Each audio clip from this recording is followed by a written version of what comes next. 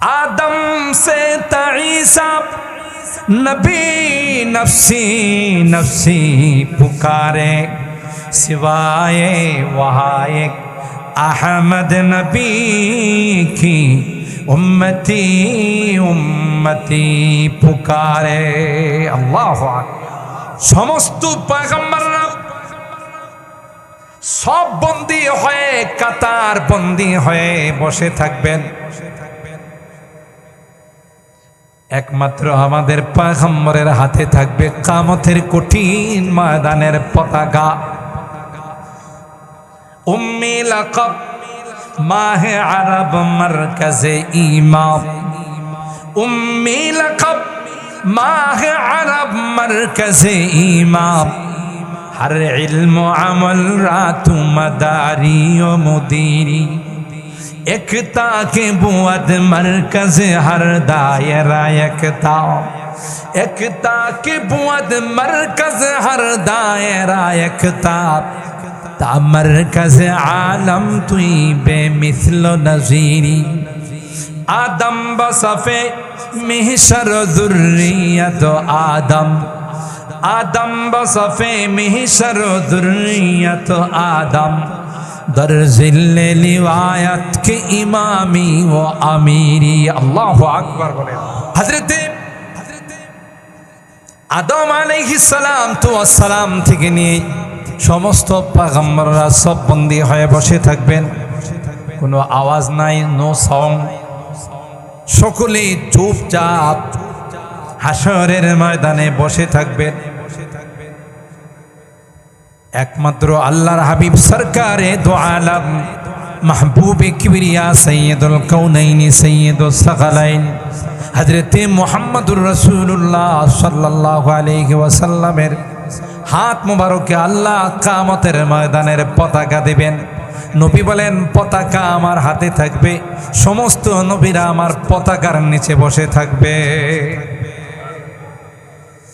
সমস্ত পয়গম্বরের কাছে উম্মত দলে দলে গিয়ে বলবে, আর সহ্য হয় না, আমাদের জন্য আল্লাহর কাছে সুপারিশ করো। নবীরা বলবেন, না, আমাদের দ্বারা সম্ভব নয়, তোমরা ওই পয়গম্বরের কাছে যাও যার হাতে আল্লাহ আজকের দিনের পতাকা দিয়েছেন, যাকে আল্লাহ তার দুস্থ হাবিবুল্লাহ বানিয়েছেন। তার কাছে গেলেই তিনি আল্লাহ পাকের কাছে যখন সুপারিশ করবে, সেই সুপারিশ কবুল করে আল্লাহ পাক হিসাব নিকাশ শুরু করে দিবেন। আল্লাহর হাবিব মাকামে মাহমুদে গিয়ে সিজদায় পড়ে যাবেন। কোরআনে আল্লাহ বলেন, আসা আইয়াবআসাকা রাব্বুকা মাকামান মাহমুদা। आदम के लिए फख्रे आली नसबी है, आदम के लिए फख्रे आली नसबी है, मक्की मदनी हाशिमी वो मुत्तलबी है। पाकीज़ा तरज़ अर्श समा जन्नत फिरदौस, आराम गहे पाक रसूले अरबी है, आराम गहे पाके रसूले अरबी है। हजरते आदमेर जन्ने একজন সন্তান বিশ্ব নবীর আগমন, এটাই তার অহংকারের জন্য যথেষ্ট। হযরতে আদম কয়, আগে জানলে ফল নয় শিকড় পর্যন্ত তুলে আমি খেয়ে ফেলতাম। আল্লামা মুফতি শফি রাহিমাহুল্লাহ আল্লাহর হাবিবের শানে তিনি কবিতা নাতে রাসূল বানাইছেন।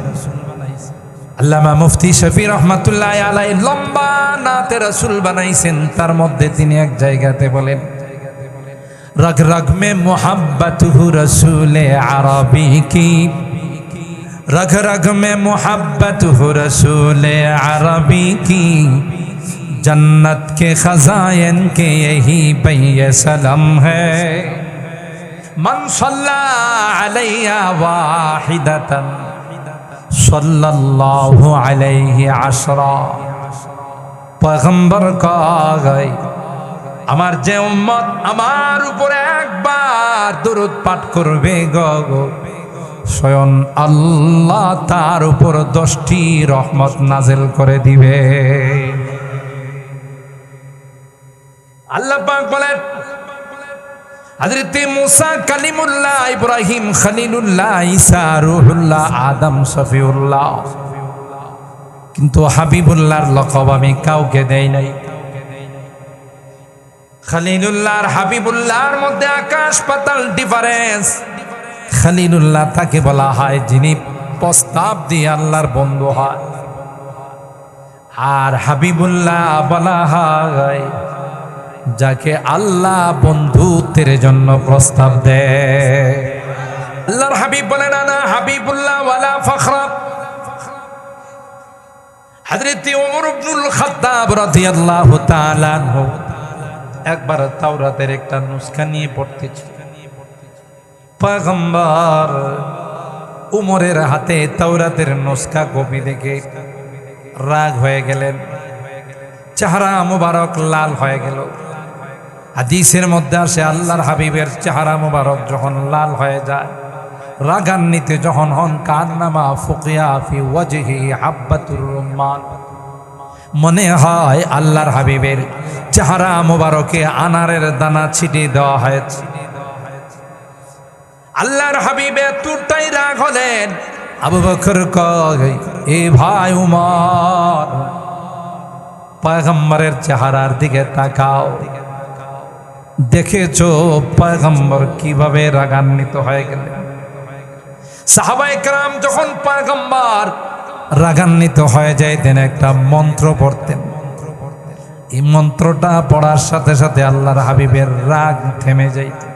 রাযীতু বিল্লাহি রাব্বা ওয়া বিল ইসলামি দীনা ওয়া বি মুহাম্মাদিন নাবিয়্যা ওয়া রাসূলা। এই দোয়া যখন পড়তেন আল্লাহর হাবিবের রাগ থেমে যাইত। আল্লাহর হাবিব যখন একটু রাগ থামলো, হযরত ওমর সাহাবায়ে কেরামদেরকে লক্ষ্য করে বললেন, এরে সাহাবীরা, আমার পরিচয় তো তোমরা জানো না। হযরত মুসা কালিমুল্লাহ, ঈসা রূহুল্লাহ, ইব্রাহিম খলিলুল্লাহ, আদম সফিউল্লাহ, নূহ নাজিউল্লাহ, সব ঠিক আছে, কিন্তু আমার পরিচয়টা নাও। আনা হাবিবুল্লাহি ওয়ালা ফখরা, আমি হলাম আল্লাহর হাবিব। আল্লাহ আমাকে প্রস্তাব দিয়ে আমাকে আল্লাহ পাক রব্বুল আলামিন তার দোস্ত বানাইছে। পৃথিবীর সকল মানুষকে আল্লাহ তার ইচ্ছা মতো সৃষ্টি করেছে, কিন্তু আল্লাহর হাবিবকে আল্লাহ তার ইচ্ছা মতো বানায় না। মনে হয়েছে প্রত্যেকটা বিষয়ে পরামর্শ করে আল্লাহ তার হাবিবকে বানাইছে। হযরত হাসান বিন সাবিত আল্লাহর হাবিবের প্রশংসা করতে গিয়ে বলেন, ওয়া আহসানু মিনকা লাম তারা কাত্তু আইনি ওয়া আজমালু মিনকা লাম তালিদিন নিসাউ খুলিকতা মুবাররাম মিন কুল্লি আইবিন কান্নাকা কদ খুলিকতা কামা তাশাউ। এ পয়গম্বর, জীবনে কোনো চোখ আপনার মতো এত সুন্দর মানুষ দেখে নাই। সুবহানাল্লাহ। হযরত ইউসুফের সৌন্দর্য দেখে মিশরের নারীরা আঙ্গুল মাত্র কেটে দিয়েছে, তাই না? মিশরের নারীদেরকে হলরুমে বসাইছে, আর জুলাইখা বলল, তোমাদের সামনে সামান্য কিছু আপ্যায়ন, একটা চাকু আর একটা আপেল সামনে দিছে, এখন তোমরা আপ্যায়ন গ্রহণ করবে না। আমি যখন বলবো তখন তোমরা সে আপ্যায়ন গ্রহণ করবে। পর্দার আড়াল থেকে হযরত ইউসুফকে বললেন, এবার তুমি আসো। হযরত ইউসুফ পয়গম্বর নারীদের সামনে যখন এসে বসলেন, তারা হযরত ইউসুফের দিকে তাকায় বলেন, ওয়াকুলনা হাশা লিল্লাহি মা হাযা বাশারা, না এটা কোনো মানুষ হতে পারে না, মানুষ এত সুন্দর হয় না। এটা মনে হয় একজন ইন হাযা ইল্লা মালাকুন কারীম। এত মানুষ নয়, এটা হলো ফেরেশতা। ওয়াকাত্তানা আইদিয়াহুম, হযরতে ইউসুফকে নিয়ে আসার পর জুলাইখা বলেন এবার তোমাদের আপ্যায়নটা গ্রহণ। আপেল কাটতে গিয়ে চাকু দিয়ে সকলেই তাদের আঙ্গুলগুলো কেটে ফেললো, ঠিক কিনা বলে? কোন দিক দিয়ে আঙ্গুল কাটা হয়ে গেল তাদের খবর না যায়।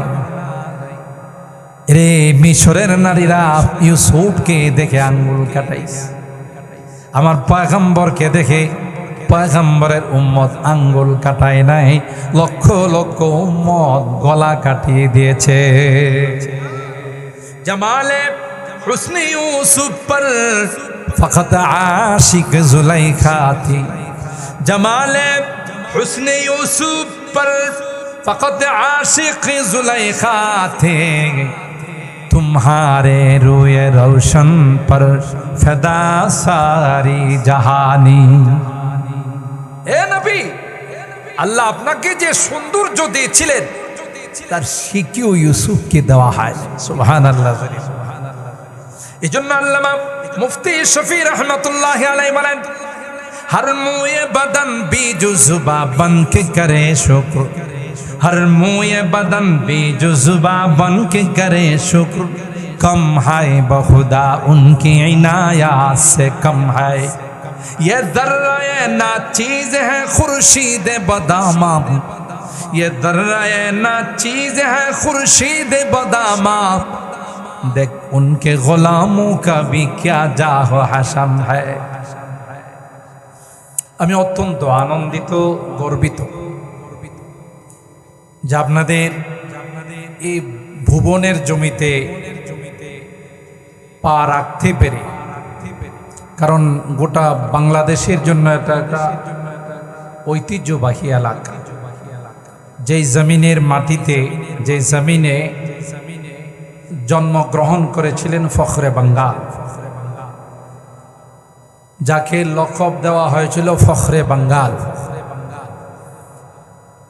হ্যাঁ, আপনারা হয়তো অনেকে ফখরে বাঙ্গালের ইতিহাস জানেন না, অনেকে হয়তো জানেন। কত বড় মাপের হাস্তি ছিলেন, কত বড় মাপের ব্রিলিয়ন ট্যালেন্ট ছিলেন। আমার একটা বয়ানের মধ্যে হয়তো আপনারা সার্চ দিলে পাবেন। হযরতে ফখরে বাঙ্গাল রহমতুল্লাহ আলাইহির যে ঘটনাটা আমি বলি, এটা হলো সরাসরি ব্রাহ্মণবাড়িয়ার বড় হুজুর হযরত মুফাসসির সাহেব হুজুর রাহিমাহুল্লাহ, ওনার জুবান থেকেই শোনা আমার, অন্য কাহারও মাধ্যমে নয়। তিনি ফখরে বাঙ্গালের এই ঘটনা বর্ণনা করেছেন। তাতে প্রতীয়মান হয় তিনি কত বড় মাপের আলেম ছিলেন, কত বড় মাপের আল্লাহওয়ালা ছিলেন। সেই জমিনে বাসিন্দা হলেন আপনারা অনেক ভাগ্যবান যে আল্লাহ তাআলা যেই জমিনে ফখরে বাঙ্গালের মতো হাস্তিকে জন্ম দিয়েছেন, সেই জমিনের বাসিন্দা। আপনাদের জান্নাতে যাওয়ার জন্য তো আর কিছু দরকার নাই, এক ফখরে বাঙ্গালই যথেষ্ট।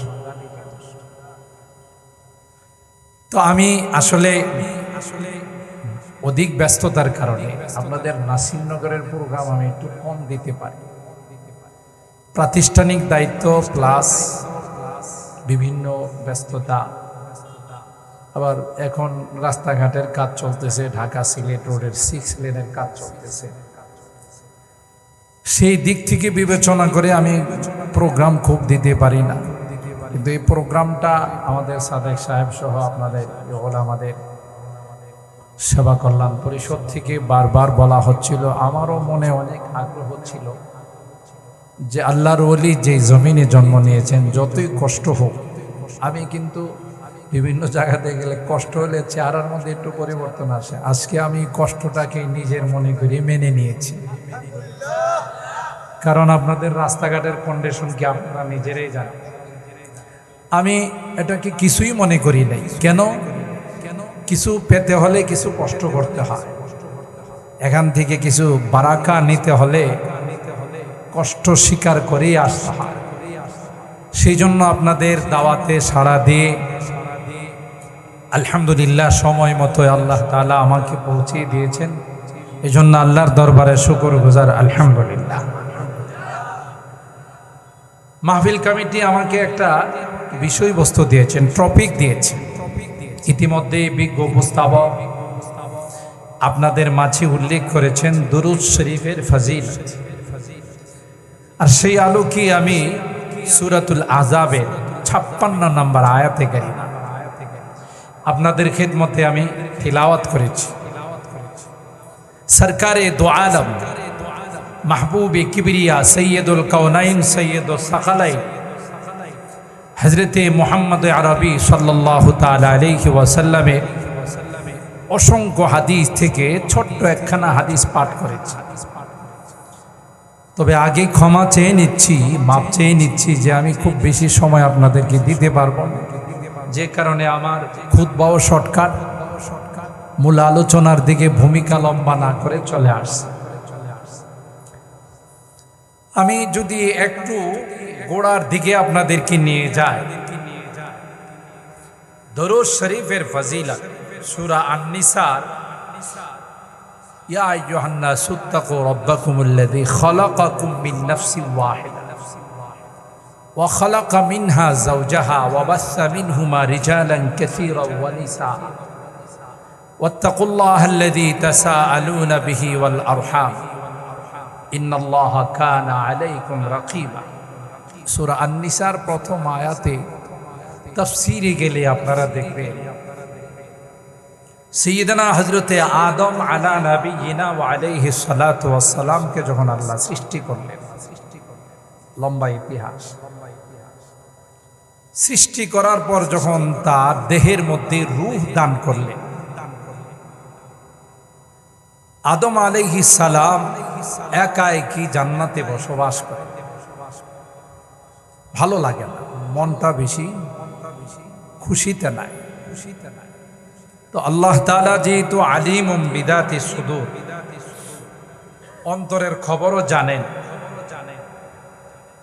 তো আদমের কি জন্য ভালো লাগে না সেটাও তো তিনি জানেন। কে বলেন ঠিক না? সেটাও জানেন যে আদম একজন জীবন সঙ্গিনী চাচ্ছেন, সহধর্মিনী চাচ্ছেন, যাকে নিয়ে তিনি এখানে থাকবেন, বসবাস করবেন।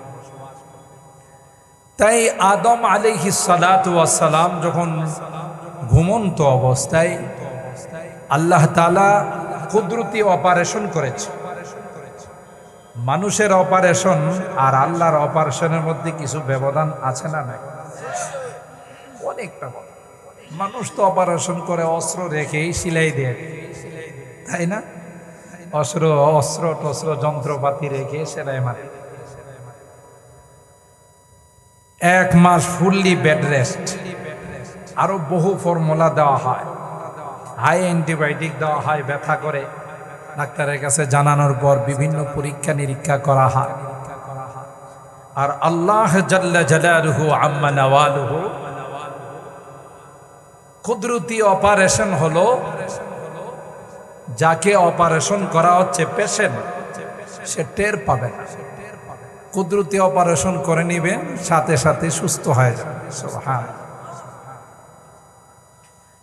আমার হাবিব সরকারে দো আলম রাহমাতুল্লিল আলামিন সাল্লাল্লাহু আলাইহি ওয়াসাল্লামের এই জাতীয় কুদরতি অপারেশন, যাকে ওপেন হার্ট সার্জারি বলে, বাইপাস সার্জারি, 3 বার হয়েছে। সেদিকে আমি যাব না। হযরতে আদম আলা নবিয়িনা ওয়া আলাইহিস সালাতু ওয়াস সালামকে আল্লাহ তাআলা কুদরতি অপারেশন করে বাম পাজরের হাড্ডি দিয়ে মা হাওয়া আলাইহাস সালামকে আল্লাহ সৃষ্টি করলেন। হাওয়া এটা সিগায়ে মুবালাগা, উলামায়ে কেরাম বুঝবে কেন ওনাকে হাওয়া বলা হয়। লিআন্নাহা উম্মু কুল্লি হাইয়িন, সমস্ত জিন্দাদের যেহেতু তিনি মা, এই জন্য তার নাম রাখা হয়েছে হাওয়া। তো হাওয়া আলাইহিস সালামকে অনেক সুন্দরী রমণী রূপসী করে আল্লাহ তাআলা বানায়া হযরতে আদমের পাশে রেখে দিলেন। তিনি ঘুম থেকে সজাগ হয়ে দেখে একজন সুন্দরী রমণী রূপসী নারী, ফামাদ্দা ইয়াদাহু, তার দিকে একটু হাত বাড়াইতে চাই, সেই ধমক আল্লাহর পক্ষ থেকে ধমক আসলো, মা ইয়া আদম হাত্তা তুআদ্দি মাহরাহা, হে আদম থামো, হাত বাড়াইলা কেন? তোমার জন্যই বানাইছি, তোমার জন্যই সৃষ্টি করেছি, কিন্তু বৈধ পন্থায় হালাল ভাবে তাকে তোমার স্ত্রী বানাই। হে যুবক শুনে রাখ, শুধু আদমের বেলায় প্রত্যেকটা যুবতীকে আল্লাহ কোনো না কোনো যুবকের জন্যই বানাইছে, ঠিক কিনা বলে? ওমিন আয়াতিহি আন খালাকা লাকুম মিন আনফুসিকুম আজওয়াজা, সূরা রুমের আয়াত। আল্লাহ বলেন তোমাদের জন্যেই তোমাদের পত্নীগণকে, তোমাদের স্ত্রীগণকে বানাইছে, লিতাসকুনু ইলাইহা ওয়া জাআলা বাইনাকুম মাওয়াদ্দাতা ওয়া রাহমা, তাদের কাছে গিয়ে যেন তোমরা সান্ত্বনা পাও, আর উভয়ের মধ্যে যেন চরম ভালোবাসার সৃষ্টি হয়। আল্লাহ নারীদেরকে কার জন্য বানাইছেন বলেন, একটু কথা বলেন, কার জন্য? পুরুষদের জন্য। আল্লাহ বলেন তোমাদের পত্নী বানায়া, স্ত্রী বানায়া হালাল পদ্ধতিতে তোমরা তাকে গ্রহণ করো। মোবাইলের মাধ্যমে, মেসেঞ্জারের মাধ্যমে, হোয়াটসঅ্যাপের মাধ্যমে প্রেম করে নয়। কি যুবকরা বুঝে আসছে? প্রেম করে নেওয়ার জন্য, ভালোবাসার মাধ্যমে আপন বানানোর জন্য তোমাদের এই যুবতীদেরকে আল্লাহ সৃষ্টি করেন। কথা বলেন, ওই পথে যাবে, চোখের গুনাহ হবে, জুবানের গুনাহ হবে, কানের গুনাহ হবে, হাতের গুনাহ হবে, পায়ের গুনাহ হবে, শেষ পর্যায়ে আসল গুনাহ জেনার মাধ্যমে তোমাকে জেনাকার বানায়া, তোমার মাধ্যমে একটা বিশাল গুনাহ করায়া হারামজাদার আবিষ্কার হয়। বানাইছেন কিন্তু তোমার জন্য। শরীয়তের পদ্ধতি ব্যতীত তুমি যদি তাকে গ্রহণ করো, তোমার প্রতিটা কাজে, প্রতিটা মুহূর্তে তোমার আমলনামায় গুনাহ লেখা। আর শরীয়তের মাধ্যমে যদি তাকে তোমার স্ত্রী বানাও, তাহলে দেখায়, কথায়, সব কিছুতে আল্লাহ আমলনামায় সওয়াব দেয়। তো আল্লাহ রাব্বুল আলামিন হযরতে আদম, এখানে আরেকটা জিনিস আপনাদের বলে দিই, ওলামায়ে কেরাম আছেন, হযরতে ফখরে বাঙ্গালের এলাকা, যাকে আল্লাহ তাআলা উপস্থিত এত ইলম দিয়েছিলেন, পাকিস্তান থেকে অনেক বড় বড় কাদিয়ানি ব্রাহ্মণবাড়িয়াতে আসত। এরা তো জানে না এখানে যে বিশাল বড় সিংহ বসা আছে। কি বলেন, ঠিক কিনা? এরা মনে করছে পাকিস্তান থেকে আসছি আমরা, বিশাল বড় বড় আলেম। আয়েশাই তারা মোনাজারার জন্য আসতো, বাসের জন্য আসতো, ফখরে বাঙ্গাল রাহিমাহুল্লাহ থাকতেন। आयशा बोलते मेरे फरीक़े मुक़ाबिल जो भी दावा करेगा मैं उसे रद्द करूँगा। বাহাদুরি করে বলতো আমার এন্টি পার্টি, বিরোধী পার্টি যাই দাবি করবে আমি সাথে সাথে এটাকে রদ করে দেব। আমরা বলে তো অনেক কঠিন প্রশ্ন রেডি করে তার সামনে পেশ করব। হযরতে ফখরে বাঙ্গাল রহমতুল্লাহ আলাই ওই কাদিয়ানীদের লিডার বড় আলেমকে বলল, मेरा दावा ये है कि ला इलाहा इल्लल्लाह मुहम्मदुर रसूलुल्लाह, ये मेरा दावा है, उसे रद्द कर। এটা আমি দাবি করলাম যে আল্লাহ ছাড়া কোনো মাবুদ নাই, আল্লাহর হাবিব সাল্লাল্লাহু আলাইহি ওয়াসাল্লাম আমার নবী এবং রাসূল। তুই তো বলছো যে কোনো দাবি করলেই তো এটারে খণ্ডন করবে, কর দেখি এটা আমার দাবি। দেখতে তো খুব সাধারণ মনে হয়, কিন্তু এবারে এমন বিপাকে পড়ছে, যদি এটারে খণ্ডন করে ইমানদার থাকবো, মুসলমান থাকবো, আর খণ্ডন না করলে বাহাদুরি করছিলে গিলে। তো হযরতে পান খুব বেশি খাইতেন, পান খাইতেছেন আর বলতেছেন রদ করো, আবতিলহু, এটা আমার দাবি, আবতিলহু, এটা বাতিল করো, রদ করো। কিভাবে রোধ করবো? করলে বেঈমান আর না করলে ধরা যাবে কোন দিক? তো আপনারা সে এলাকার মানুষ, এই জন্য অল্পতেই বুঝেন। তো হুজুর আকরাম সাল্লাল্লাহু তাআলা আলাইহি ওয়াসাল্লাম কে আল্লাহ রাব্বুল আলামিন গোটা বিশ্বের জন্য রাহমাতুল লিল আলামিন বানায়া পাঠাইছেন। হযরত আদমকে আল্লাহ তাআলা বললেন, মা ইয়া আদম হাত্তা তুআদ্দি মাহরা। প্রশ্ন হলো, আদম এই নারীর দিকে হাত বাড়াইলেন কেন? বুঝা গেল সৃষ্টিগতভাবে নারী আর পুরুষের মধ্যে আল্লাহ আকর্ষণ দিয়েই বানাইছেন। কথা বলেন, আকর্ষণ দিয়ে বানাইছেন। তাহলে আদম আলাইহিস সালাম জীবনে কোনো নারী দেখছেন? নারী দেখলে তার সান্নিধ্যে গেলে তাকে কাছে নিয়ে আসলে একটু সান্ত্বনা পাওয়া যাবে, এই বিষয়টা উনি জানলেন কেমন করে? এর আগে তো কোনো নারীর সাথে ওনার সাক্ষাৎ হয় না। বুঝা গেল নারীদের প্রতি পুরুষদের আকর্ষণ, পুরুষদের প্রতি নারীদের আকর্ষণ এটা বানানো নয়, সৃষ্টিগত ব্যাপার। হবে আকর্ষণ, কিন্তু সে আকর্ষণটাকে বৈধভাবে ব্যবহার করতে হবে, অবৈধভাবে ব্যবহার করা যাবে না।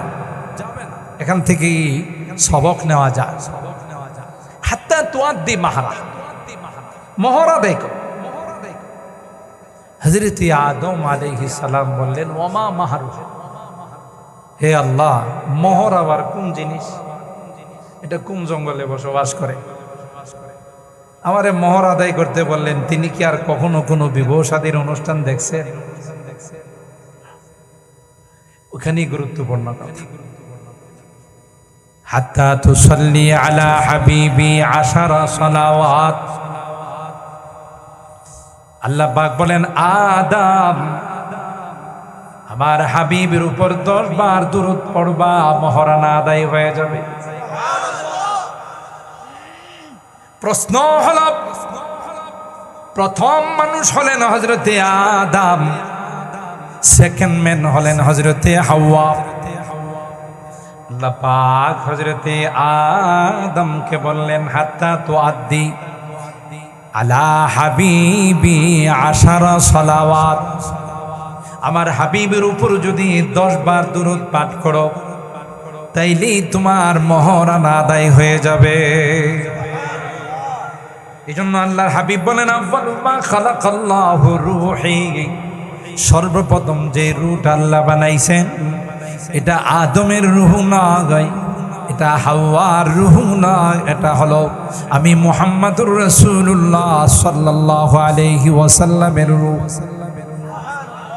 কুনতু নাবিয়ান ওয়া আদামু বাইনাল মাই ওয়াত তিন। আমি তো তখন থেকে নবী যখন আদমের অস্তিত্ব হয় নাই। আদম যখন মাটি আর পানির মধ্যে মিশ্রিত, তখনই আল্লাহ পাক আমাকে নবুয়ত দান করেছেন। নবুয়ত আমাকে দান করছেন আল্লাহ, আগে পাঠাইছেন। সেমিনারের যিনি প্রধান গেস্ট হন, চিফ গেস্ট যাকে বলা হয়, তিনি পরে আসেন। কথা বলেন ঠিক কিনা? পরে আলোচনা করেন। যেমন আজকের আমাদের বর্ণবী হযরত, তিনি আসবেন, মিরপুরি হযরত আসবেন, গুরুত্বপূর্ণ আলোচনা পেশ করবেন।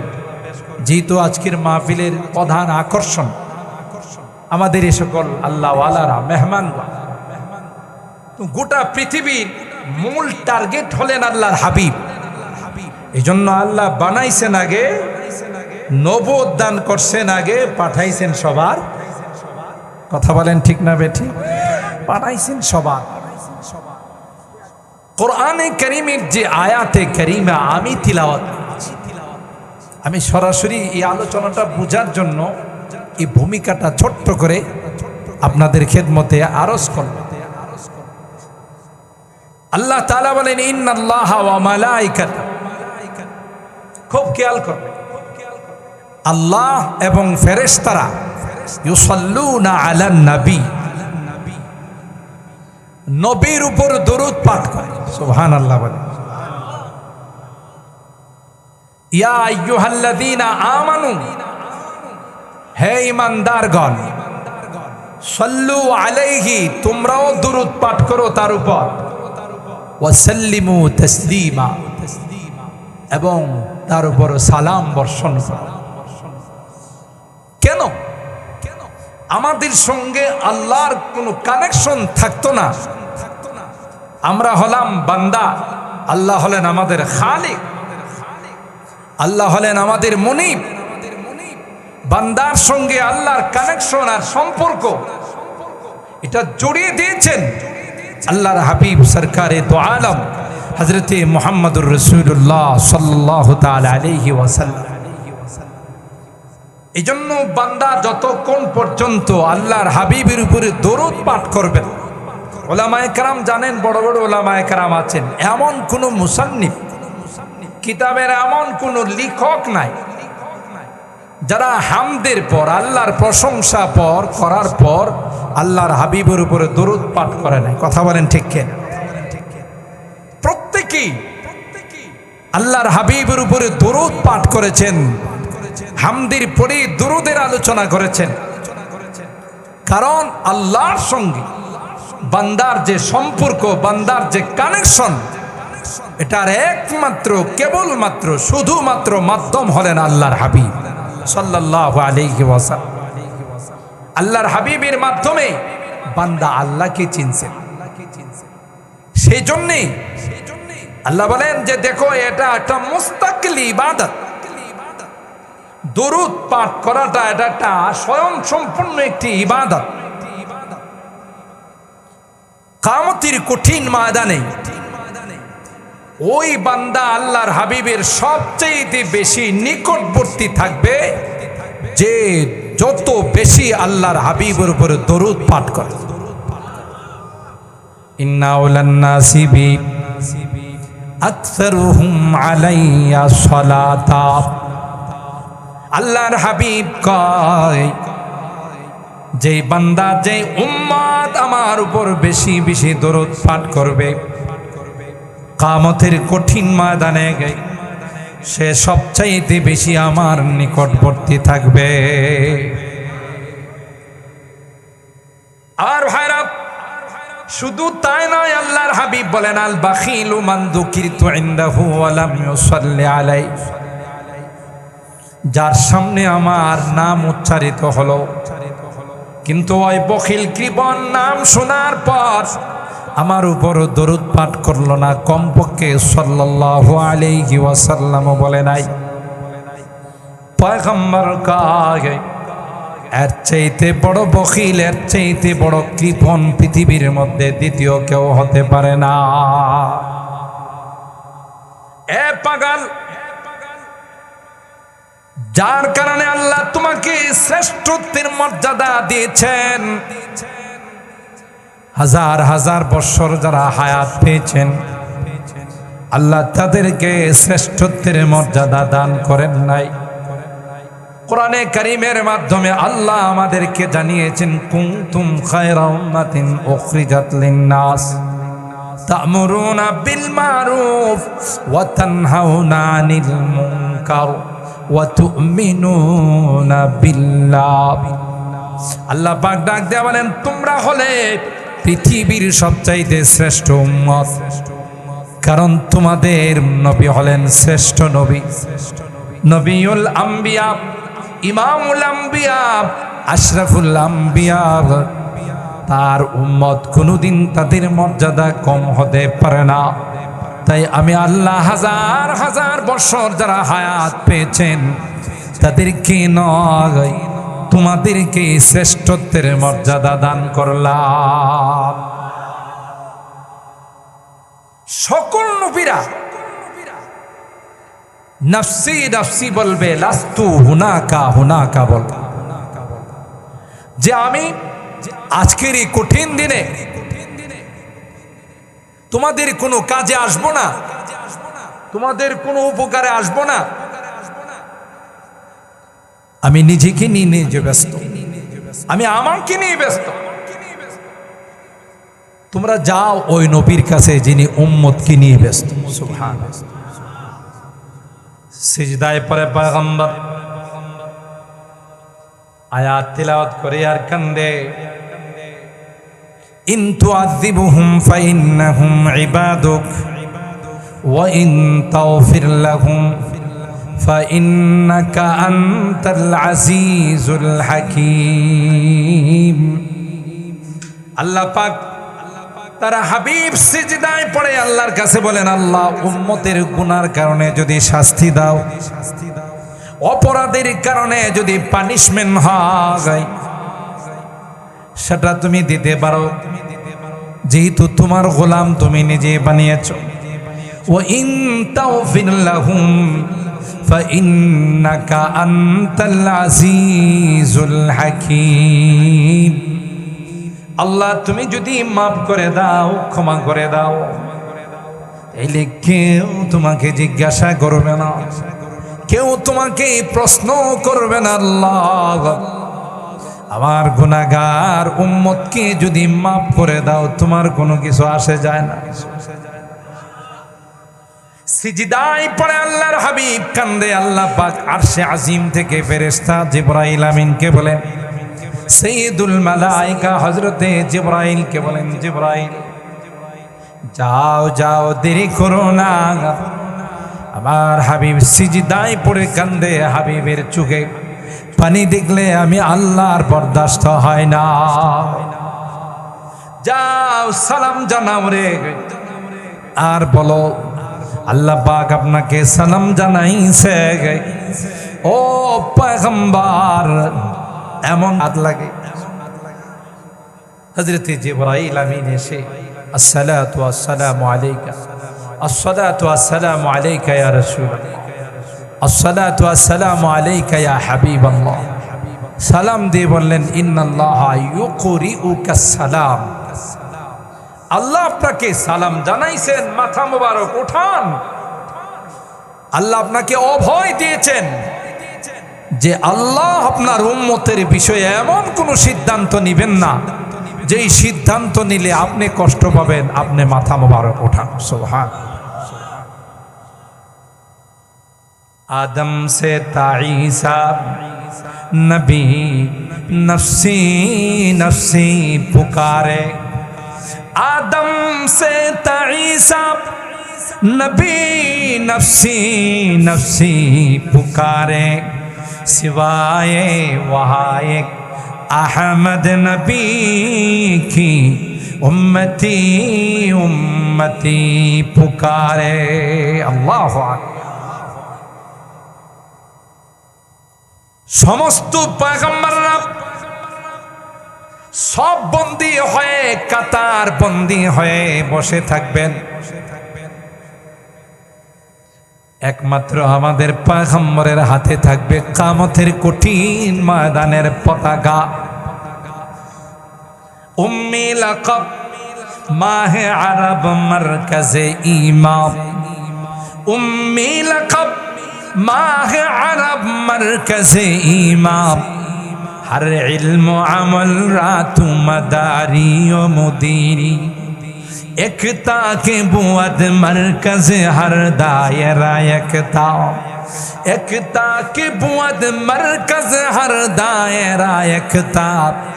ता मरकज आलम तुई बेमिस्लो नजीरी, आदम बसफे मिहशर दुर्रियत आदम, आदम बसफे मिहशर दुर्रियत आदम। दर जिल्ले लिवायत के इमामी व अमीरी। अल्लाहु अकबर बोले।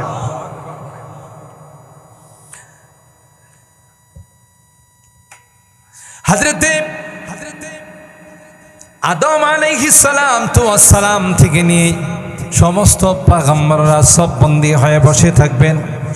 কোনো আওয়াজ নাই, নো সাউন্ড। সকলে চুপচাপ হাসরের ময়দানে বসে থাকবেন। একমাত্র আল্লাহর হাবিব সরকারে দো আলম মাহবুবে কিবরিয়া সৈয়দুল কাউনাইনি সৈয়দুস সাকালাইন হযরতে মুহাম্মদুর রাসূলুল্লাহ সাল্লাল্লাহু আলাইহি ওয়াসাল্লামের হাত মোবারকে আল্লাহ কিয়ামতের ময়দানের পতাকা দিবেন। নবী বলেন পতাকা আমার হাতে থাকবে, সমস্ত নবীরা আমার পতাকার নিচে বসে থাকবে। সমস্ত পয়গম্বরের কাছে উম্মত দলে দলে গিয়ে বলবে আর সহ্য হয় না, আমাদের জন্য আল্লাহর কাছে সুপারিশ করো। নবীরা বলবেন না, আমাদের দ্বারা সম্ভব নয়, তোমরা ওই পয়গম্বরের কাছে যাও যার হাতে আল্লাহ আজকের দিনের পতাকা দিয়েছেন, যাকে আল্লাহ তার দুস্থ হাবিবুল্লাহ বানিয়েছেন। তার কাছে গেলেই তিনি আল্লাহ পাকের কাছে যখন সুপারিশ করবে, সেই সুপারিশ কবুল করে আল্লাহ পাক হিসাব নিকাশ শুরু করে দিবেন। আল্লাহর হাবিব মাকামে মাহমুদে গিয়ে সিজদায় পড়ে যাবেন।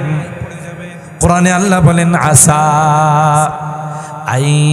আইয়াবআসাকা রাব্বুকা মাকামাম মাহমুদা। মাকামে মাহমুদে গিয়ে আল্লাহর হাবিব কত কাল পর্যন্ত সিজদায় পড়ে থাকবে। আল্লাহর হাবিব নিজেই বলেন আমার জানা নাই কত লক্ষ কোটি বছর আল্লাহ আমাকে তার কুদরতি পায়ে সেজদায় ফেলে রাখে। যখন আল্লাহর মঞ্জুর হবে তখন বলবেন ইয়া মুহাম্মদ ইরফা রাস ওয়াসাল তুতা ওয়াশফা তুশাফা। ওগো আমার হাবিব, আপনার মাথা মোবারক ওঠান, আপনি যা চাবেন তাই আজকে মঞ্জুর করা, আপনার সুপারিশ গ্রহণ করা হবে। আর আজকের দিনের জন্যই তো আমি আপনাকে বানাইছি। সুবহানাল্লাহ। সম্মানিত সুধী, এই পয়গম্বর আল্লাহ তাআলা আমাদেরকে নসিব করে দিয়েছেন।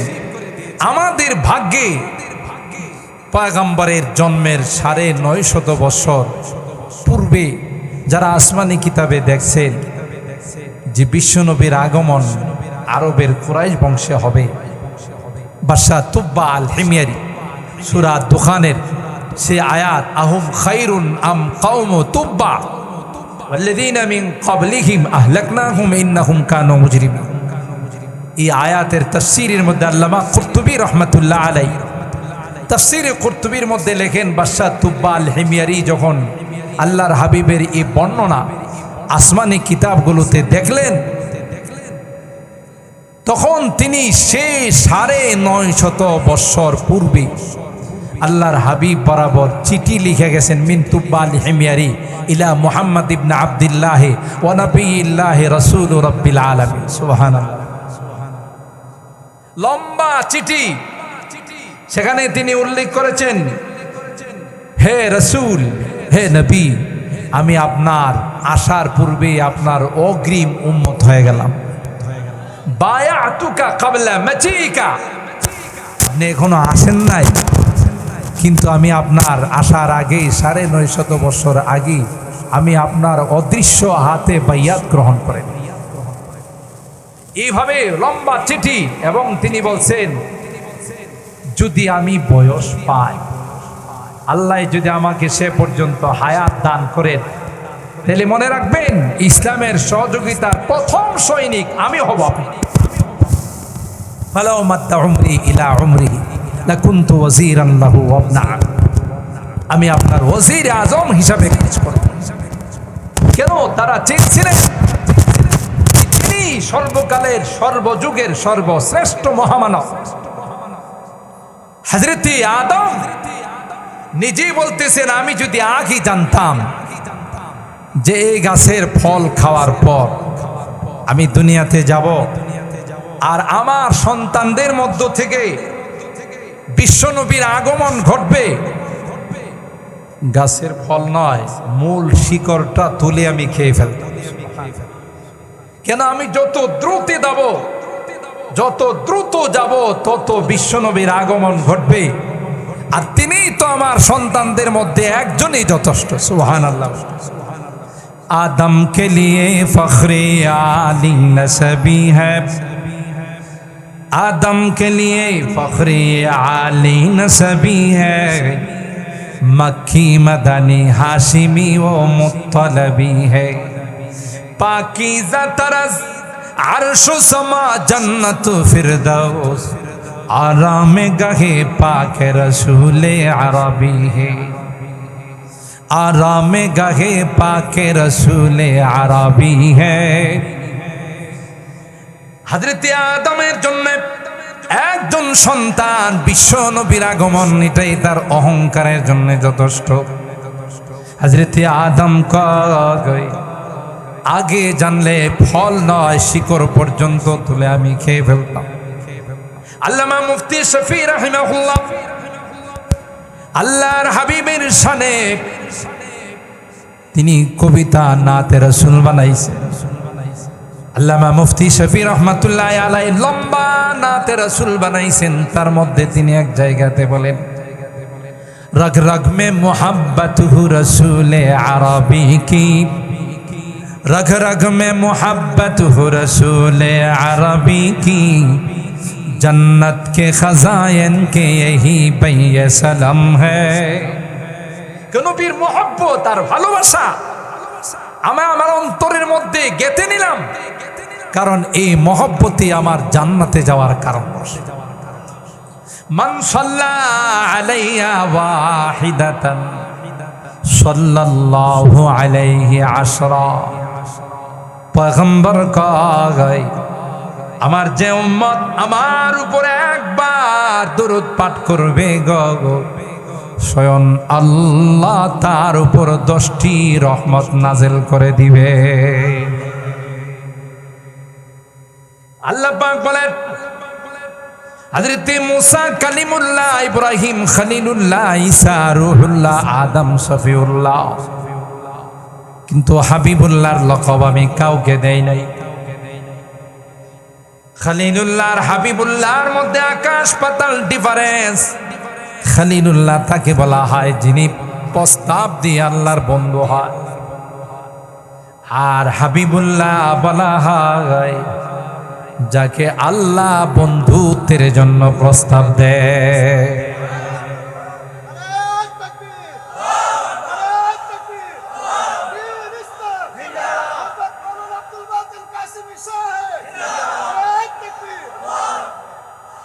আল্লাহর হাবিব বলেন আনা হাবিবুল্লাহ ওয়ালা ফখরা। হযরত ওমর ইবনুল খাত্তাব রাদিয়াল্লাহু তাআলা আনহু একবার তাওরাতের একটা নুসখা নিয়ে পড়তেছে। পয়গম্বর উমরের হাতে তাওরাতের নুসখা কপি দেখে রাগ হয়ে গেলেন, চেহারা মুবারক লাল হয়ে গেল। হাদিসের মধ্যে আসে আল্লাহর হাবিবের চেহারা মুবারক যখন লাল হয়ে যায়, রাগান্বিত যখন হন, কান্নামা ফুকিয়া ফি ওয়াজহি হাব্বাতুর রুম্মান, মনে হয় আল্লাহর হাবিবের চেহারা মুবারকে আনারের দানা ছিটিয়ে দেওয়া হয়েছে। আল্লাহর হাবিব এতটাই রাগ হলেন, আবু বকর কয় এ ভাই উমর, পয়গম্বরের চেহারার দিকে তাকাও, দেখেছো পয়গম্বর কিভাবে রাগান্বিত হয়ে গেলেন। সাহাবায়ে কেরাম যখন পয়গম্বর রাগান্বিত হয়ে যাইতেন একটা মন্ত্র পড়তেন, এই মন্ত্রটা পড়ার সাথে সাথে আল্লাহর হাবিবের রাগ থেমে যাইত। রাজিতু বিল্লাহি রাব্বা ওয়া বিল ইসলামি দীনা ওয়া বি মুহাম্মাদিন নাবিয়্যা ওয়া রাসূলা। এই দোয়া যখন পড়তেন আল্লাহর হাবিবের রাগ থেমে যাইত। আল্লাহর হাবিব যখন একটু রাগ থামলো, হযরত ওমর সাহাবায়ে কেরামদেরকে লক্ষ্য করে বললেন, এরে সাহাবীরা, আমার পরিচয় তো তোমরা জানো না। হযরত মুসা কালিমুল্লাহ, ঈসা রূহুল্লাহ, ইব্রাহিম খলিলুল্লাহ, আদম সফিউল্লাহ, নূহ নাজিউল্লাহ, সব ঠিক আছে, কিন্তু আমার পরিচয়টা নাও। আনা হাবিবুল্লাহি ওয়ালা ফখরা। আমি হলাম আল্লাহর হাবিব। আল্লাহ আমাকে প্রস্তাব দিয়ে আমাকে আল্লাহ পাক রব্বুল আলামিন তার দোস্ত বানাইছে। পৃথিবীর সকল মানুষকে আল্লাহ তার ইচ্ছা মতো সৃষ্টি করেছেন, কিন্তু আল্লাহর হাবিবকে আল্লাহ তার ইচ্ছা মতো বানায় না গাই। মনে হয়েছে প্রত্যেকটা বিষয়ে পরামর্শ করে আল্লাহ তার হাবিবকে বানাইছে। হযরত হাসান বিন সাবিত আল্লাহর হাবিবের প্রশংসা করতে গিয়ে বলেন,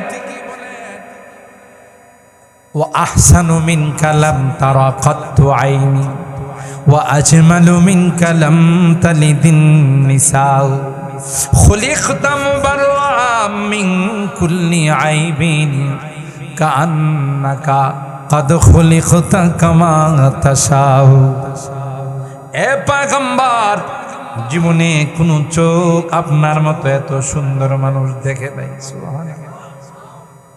হযরত ইউসুফের সৌন্দর্য দেখে মিশরের নারীরা আঙ্গুল মাত্র কেটে দিয়েছে, তাই না? মিশরের নারীদেরকে হল রুমে বসাইছে, আর জুলাইখা বলল তোমাদের সামনে সামান্য কিছু আপ্যায়ন, একটা চাকু আর একটা আপেল সামনে দিছে, এখন তোমরা আপ্যায়ন গ্রহণ করবে না। আমি যখন বলবো তখন তোমরা সে আপ্যায়ন গ্রহণ করবে। পর্দার আড়াল থেকে হযরত ইউসুফকে বললেন, এবার তুমি আসো। হযরত ইউসুফ পয়গম্বর নারীদের সামনে যখন এসে বসলেন, তারা হযরত ইউসুফের দিকে তাকায় বলেন, ওয়াকুলনা হাশা লিল্লাহি মা হাযা বাশারা, না এটা কোনো মানুষ হতে পারে না, মানুষ এত সুন্দর হয় না, এটা মনে হয় একজন ইন হাযা ইল্লা মালাকুন কারীম, এত মানুষ নয়, এটা হলো ফেরেশতা। ওয়াকাত্তানা আইদিয়াহুম, হযরত ইউসুফকে নিয়ে আসার পর জুলাইখা বলেন, এবার তোমাদের আপ্যায়নটা গ্রহণ। আপেল কাটতে গিয়ে চাকু দিয়ে সকলে তাদের আঙ্গুলগুলো কেটে ফেললো, ঠিক কিনা বলেন? কোন দিক দিয়ে আঙ্গুল কাটা হয়ে গেল তাদের খবর না যায়। রে মিশরের নারীরা ইউসুফকে দেখে আঙ্গুল কাটাইছে, আমার পয়গম্বরকে দেখে পয়গম্বরের উম্মত আঙ্গুল কাটায় নাই, লক্ষ লক্ষ উম্মত গলা কাটিয়ে দিয়েছে। जमाले हुस्न यूसुफ पर फकत आशिक जुलैखा थी, जमाले हुस्न यूसुफ पर फकत आशिक जुलैखा थे, तुम्हारे रूए रोशन पर फिदा सारी जहानी।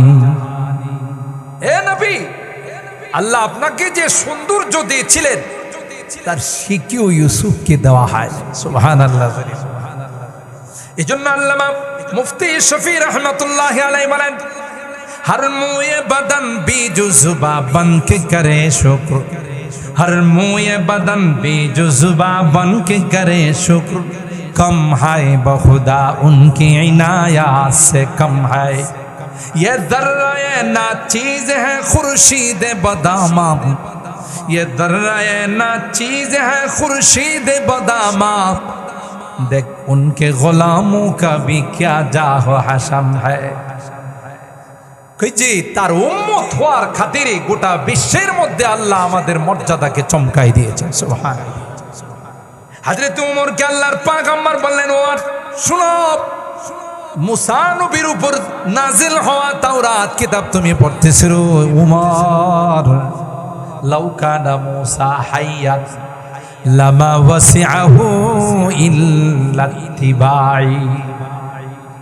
এ ওমর, তুমি জানো না আলমে আরওয়াহের মধ্যে বিশেষভাবে সকল নবীদেরকে আল্লাহ পাক একত্রিত করে যে অঙ্গীকারটুকু নিয়েছিলেন, সুম্মা জাকুম রাসূলুম মুসাদ্দিকুল লিমা মাকুম লা তুমিনুন্না বিহি ওয়া লা তানসুরুন্না। এ আদম, তোমাকেও নবী বানাবো, সফিউল্লাহ বানাবো, মুসা তোমাকে কালিমুল্লাহ বানাবো, ইব্রাহিম তোমাকে খালিলুল্লাহ বানাবো, কিন্তু যেই জন্য তোমাদেরকে ভিআইপি লাউন্সে আমি একত্রিত করলাম, তোমাদের নবুয়ত চলাকালীন সময় যদি আমার হাবিবের আগমন ঘটে যায়, মনে রাখবে তোমাদের নবুয়ত মলতবি হয়ে যাবে, আমার হাবিবের ইত্তেবা করা অনুসরণ করা ব্যতীত তোমাদের কোনো বিকল্প রাস্তা থাকবে না। বলো তোমরা ইকরার করলে কিনা, স্বীকারোক্তি দিলে কিনা? লা তুমিনুন্না বিহি ওয়া লা তানসুরুন্না। সকল নবীরা তখন এক বাক্যে বলেছিলেন ক্বালু আকরারনা, আমরা সকলেই স্বীকৃতি দিলাম আমাদের নবুয়ত চলাকালীন সময়ে যদি আপনার হাবিবের আগমন ঘটে যায় তাইলে আমরা নবুয়ত ছেড়ে দিয়ে তার ইত্তেবা করব। সুবহানাল্লাহ। সেই জন্য আল্লাহ বলেন আমার হাবিবের উপর যারা দরুদ পাঠ করবে, যত বেশি দরুদ পাঠ করবে তাদের মধ্যে সাহাবিয়তের শান চলে আসবে। সুবহানাল্লাহ। আপনি অবাক হবেন, আমরা মক্কা মদিনার মানুষকে যতই খারাপ হয়তো প্রশাসন খারাপ, কিন্তু বিশেষ করে মদিনাকে যে সোনার মদিনা বলা হয়, এটা এমনি বলা হয় না, এমনি বলা হয় না। আমার জীবনের বাস্তব একটা ঘটনা বল, 2010 সনের ঘটনা। মদিনাতে যখন গেলাম, মক্কার থেকে হজের আনুষ্ঠানিকতা শেষ করে মদিনায় গেলাম। হোটেলে বিশ্রাম করতেছিলাম, হঠাৎ করে রোডের মধ্যে আওয়াজ পাইলাম যে একটা মারাত্মক অ্যাক্সিডেন্ট ঘটছে। তো চিন্তা করলাম যেহেতু অ্যাক্সিডেন্ট হয়েছে, এই অ্যাক্সিডেন্ট কি বাংলাদেশের মতোই না অন্যরকম, এটা একটু দেখার জন্য যাই। বাংলাদেশে তো অ্যাক্সিডেন্ট হলে স্লোগান ওঠে যে হাত থাকতে মুখে কোনো কথা নাই, ঠিক না? মারামারি আগে করে এরপরে সমাধান পরে। তো সেই জন্য আমি ভাবলাম যে ওখানকার অ্যাক্সিডেন্টের নমুনাটা একটু দেখি। দুইটা গাড়ি মুখোমুখি সংঘর্ষ হয়েছে, প্রাইভেট কার। একটা গাড়ির বেশি ক্ষতি হয়েছে, তো যার গাড়ির বেশি ক্ষতি হয়েছে অপর গাড়ির ড্রাইভার তাকে কে বলতেছে আল্লাহ সাদিক আহ্বান। এটা সোজা অর্থ হইল সরি, আমার অন্যায় হয়ে গেছে বেশি, তুমি আমাকে মাফ করে দাও। ওই ব্যক্তির গাড়িটা একেবারে বলা যায় লন্ডভন্ড হয়ে গেছে। গাড়ি তো ওখানে অনেক স্পিডে চালায়। তো সে বলতেছে লা হাত্তা তুসাল্লি আলা হাবিবি, সাল্লি আলা হাবিবি, সাল্লি আলা হাবিবি। তুই আমার নবীর উপর দরুদ পড়, তোর 1 পয়সা আমি জরিমানা করব। অবাক। গত বছর আল্লাহ নিয়ে গেছিল, এবার যায় নাই আলহামদুলিল্লাহ। চিদ্দার থেকে একটা প্রাইভেট ভাড়া করলাম, একটা নিগ্রো ড্রাইভার। আমি, আমার সঙ্গে আরেকজন আমার ফুফাতো ভাই ওখানে হিলটনে চাকরি করে, দুইজনে আসতেছিলাম, ওর সাথে আরবিতে কথা বলতেছিলাম। অবাক হবেন আপনারা, সে প্রতিটা কথায় যখন আল্লাহর হাবিবের নাম আসে, ড্রাইভিং করতে স্যার বলতেছে সাল্লাল্লাহু আলাইহি ওয়াসাল্লাম, সাল্লাল্লাহু আলাইহি ওয়াসাল্লাম, সাল্লাল্লাহু আলাইহি ওয়াসাল্লাম। মুখের থেকে দরুদ তাদের পড়ে না কখনো। ভালো মানুষ আছে, খারাপ মানুষ আছে। আজান দিলে একটা মানুষও বাসায় থাকে না, সব মসজিদে চলে আসে। কথা বলেন ঠিক কিনা? আয়েশা আমাদের মতো ইরান তুরানের গল্প সাজায় না। আয়েশাই দেখবেন এরা কোরআন শরীফ নিয়ে বসে যায়। দেখছেন কিনা আপনারা যারা হজ উমরা করেছেন, কোরআনে কারীম নিয়ে বসে যায়। মদিনার মানুষ আল্লাহর হাবিবের রওজায়ে পাককে এতটাই শ্রদ্ধা করে, কেন? আল্লাহর হাবিব রওজায়ে পাকের মধ্যে জিন্দা আছেন, এটা গোটা বিশ্বের সকল উম্মতের আকীদার বিশ্বাস। কথা বলেন ঠিক কিনা? ইন্নাল বুকাতাল্লাতি দুফিনা ফিহা নবী সাল্লাল্লাহু আলাইহি ওয়াসাল্লাম আফজালু মিন আরশির রহমান ওয়া আলাইহিল ইজমা। রাসূল পাক সাল্লাল্লাহু তাআলা আলাইহি ওয়াসাল্লাম রওজায়ে পাকের যে অংশের মধ্যে শুয়ে আছেন, এই অংশের মর্যাদা আল্লাহর আরশে আজিম থেকেও বেশি। এটার মধ্যে কোনো ভেদাভেদ নাই, কোনো মতানৈক্য নাই, কোনো রকমের কোনো ইখতিলাফ নেই। সকলের একমত যে এই জায়গার মর্যাদা আল্লাহর আরশে আজিম থেকেও বেশি। কেন? এখানে সর্বকালের সর্বযুগের সর্বশ্রেষ্ঠ মহামানব সে আছে। আমার কিছু হাজিরা আমার সাথে গেছিল, এরা রোড পার হচ্ছে, আমি এদেরকে ইশারা দিছি গাড়ি আসতেছে পরে পার হতো, কিন্তু গ্রামের মানুষ তারা কিছু বুঝে সুঝে না।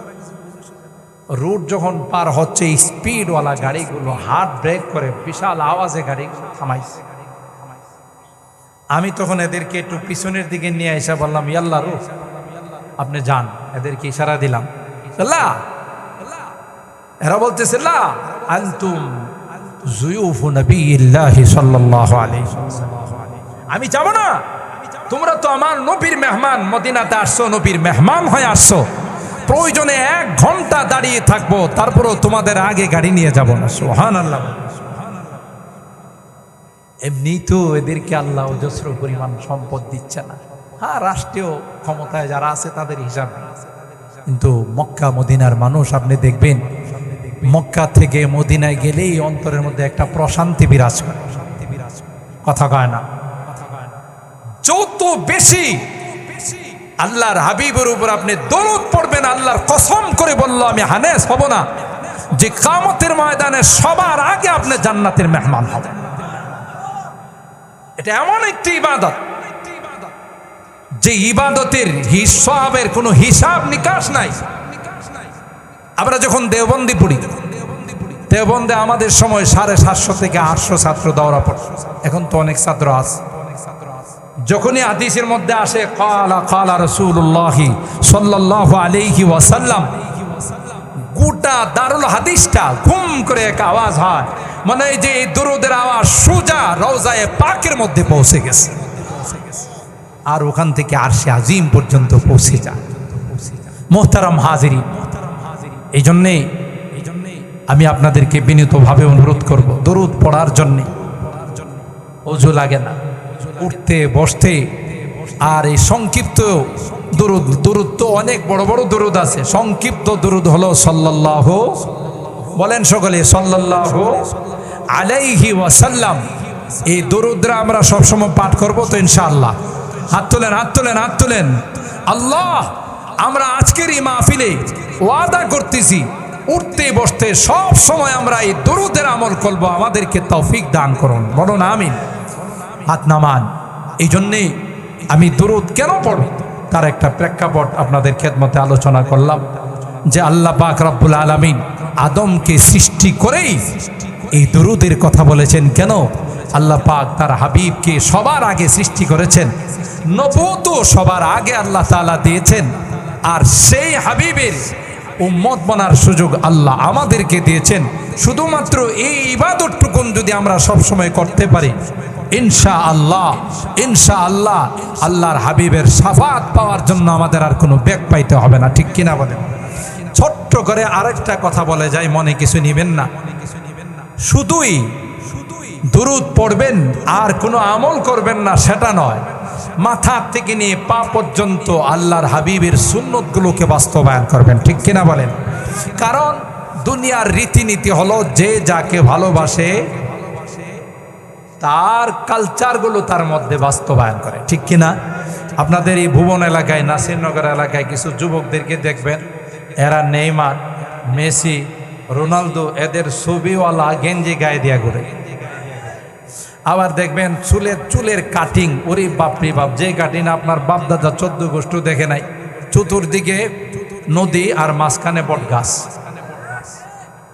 আছে না এরকম?